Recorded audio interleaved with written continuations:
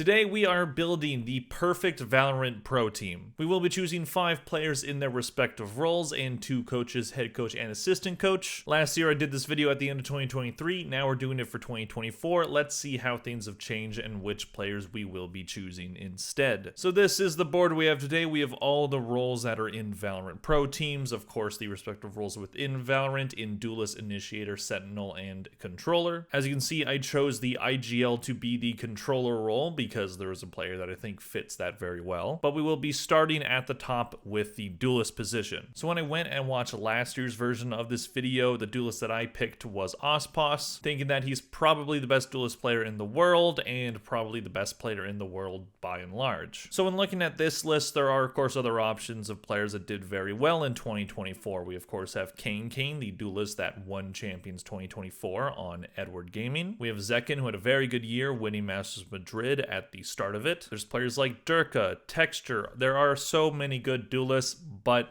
I did end up going with the same pick as last year. Ospos, I still think, is the best player in the world. On a team that was pretty inconsistent overall in Leviton, Ospos still had himself a very good year. There are, of course, detractors of him, people that say he's a stats player, that he, just plays for a good VLR rating. That, of course, is a bit that Bren was running on Plat Chat. But overall, I think Ospos is an extremely intelligent player. He picks his spots very well. He's not going to be the most aggressive duelist like some other players that I mentioned. That's kind of why I was considering those other players over him. But when you have a player that is as consistently dominant and amazing as Ospos is, I think you kind of just have to have him on the team. So he is returning for this year's list. Moving on, we have the Initiator role. Now, there are many very talented Initiators that we could choose from. What I did end up doing is going to the EMEA region for this choice, going to a team that almost won a couple tournaments last year. Of course, I'm talking about Team Heretics, a team that has 2 incredibly talented Initiator players in both Rians and Woot. So when trying to decide which one of those players to put on this list, because I think both of those players are some of the best Initiator players in the world, I decided to go with Woot. I think Rians is a little bit underrated in his role. He was incredible for Team Heretics at Champions, but I think Woot overall had 2 fantastic international tournaments. He's shown that he can flex to other roles as well, which I think is valuable, but also I think just he's the more talented player. He can do well on both the Flash and Info Initiator. Maybe Rians is a little bit better with the Sova, but we have Woot playing Fade a lot, so that helps at least a little bit. Plus, I think Woot is talented enough to play Sova if push comes to shove.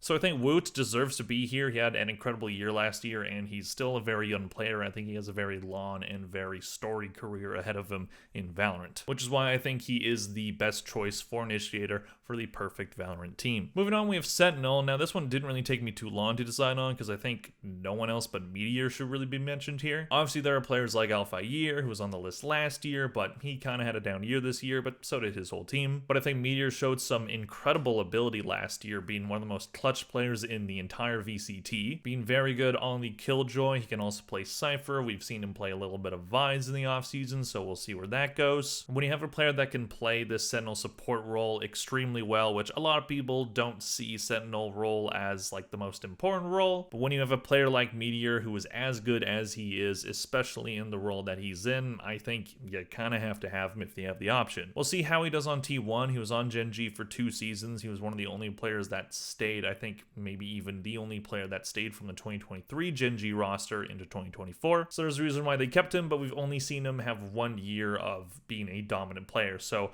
I think he has the chance to continue that on T1 because they look poised to be one of the best teams in the league this year. At least that is what I've been saying. Moving on, we have Flex. So this is a player that can play different roles wherever you need them. Sometimes Flex players only stick to like 1 or 2 roles, but I think we know that there is one player that loves to play just any role whatsoever. And that is, of course, Forsaken, a player with one of the most insane character lists that I've ever seen. When I was doing the Paper X season debrief video, I was putting down each character that these players have played, and Forsaken nearly made me ruin the board. I had to move my text around a lot to make it work to fit all the characters that he had, and I probably missed a couple. Forsaken just plays an insane amount of characters. We do see him play a fair amount of Initiator, a fair amount of Sentinel, and a fair amount of Duelist. So maybe one one kind of weakness that you could see in these 4-player lists so far is that we have 3 players in Osmos, Woot, and Forsaken that can all play Duelist, but Osmos will definitely be staying Duelist all the time. There's no way I'm moving him off of that role. I don't care if he shows any amount of ability in any other character. You're Duelist, you're staying there. So if this team needs, say, a double Duelist comp, I think Woot and Forsaken would be the 2 choices for that, but I don't really see that as too much of a weakness. I think it's better to have a more flexible roster, and Forsaken is the king of flex. We don't see him play a ton of controllers, what I noticed when I was looking at his character list, but he does play Harbor, and Woot has been playing a bit of Astra in the offseason. I don't know if we're going to see him stay on that during the season, but it could happen. So I think putting Forsaken on this team adds one of the best players in the world mechanically, while also having just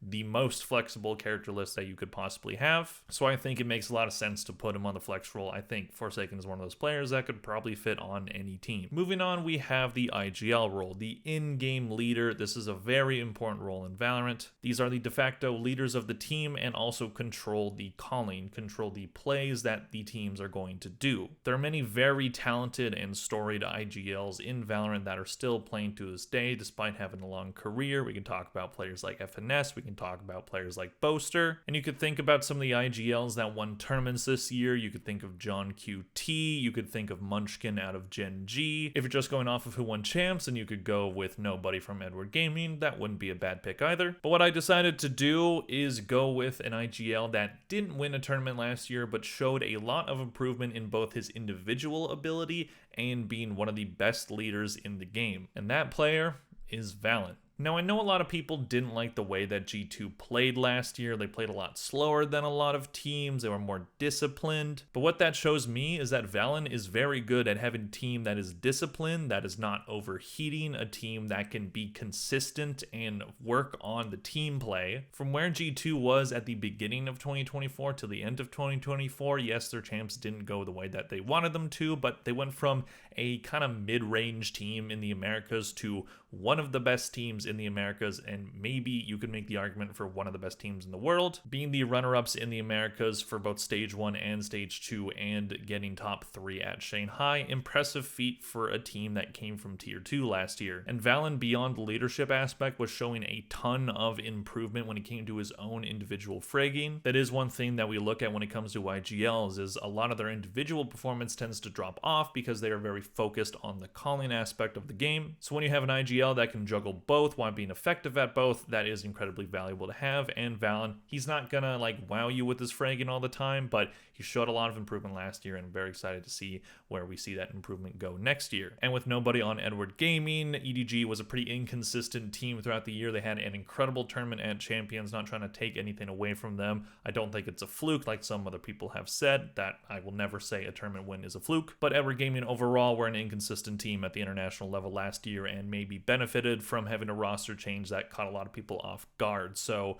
we'll see if maybe that player is what we have as the best IGL in the world. Not saying that he is, but he's at least probably the best in China. But there are just a ton of amazing IGLs that we could choose from. But for now, I like Valen in this spot. So last but certainly not least, we have the coaches. This is something I didn't do for the video last year, but I am doing it here because coaches are incredibly valuable in Valorant. We've seen some teams that have incredible talent, but not having the coaching staff to, guide them into winning tournaments and being consistently good. So it's becoming increasingly valuable to have a star coach. So staying in the Americas for the head coach position, yes, I'm going to get called NA biased, don't care. We have Potter as the head coach. Now, Evil Geniuses didn't have a great year when you look at their results in 2024, but when you look at that roster on paper, I thought they ended up being a lot better than what that roster on paper should be. A lot of it was Jogmo just being him and just absolutely destroying everybody, but a lot of it was Potter and the guidance that she has shown these players and what she showed the year prior in 2023 with a roster that was dead last in the Americas at one point. She She's shown that she can be creative with the team comps, with the strategies she has, showing that she can get the most out of players that maybe haven't had the most consistent careers. And we did see certain players that were on that 2023 EG roster look a little bit lost without her. So I think that she really has a ton of value as a head coach. She is sticking around on Evil Geniuses. She just signed an extension. I think she's there until 2027 or something. So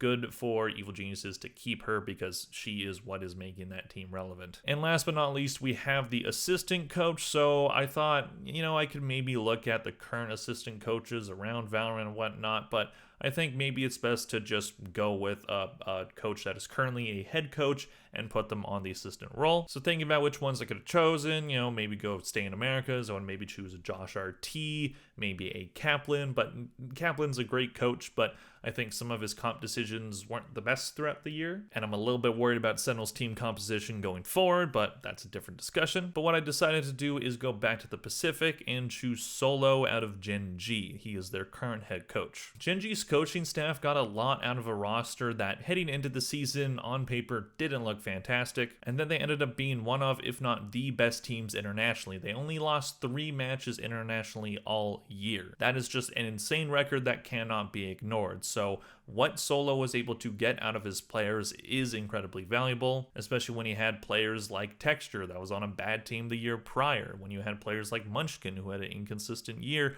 on T1 the year prior. So he took these players that needed a bit of rehabilitation and he made something of them, especially of Lakia, whose career looked basically done in Valorant up until that point. So a lot of credit goes to the coaching staff for Gen G's results, and I think he deserves to be put on this list. Again, there are many great coaches. You could choose anyone, but there are only so many spots, and this is what I decided to go with. So this is my perfect Valorant team for 2024. Let me know in the comment section down below what your perfect team would be. Please click like and subscribe if you enjoyed this video. Thank you all very much for watching, and I'll see you guys in the next one. Bye.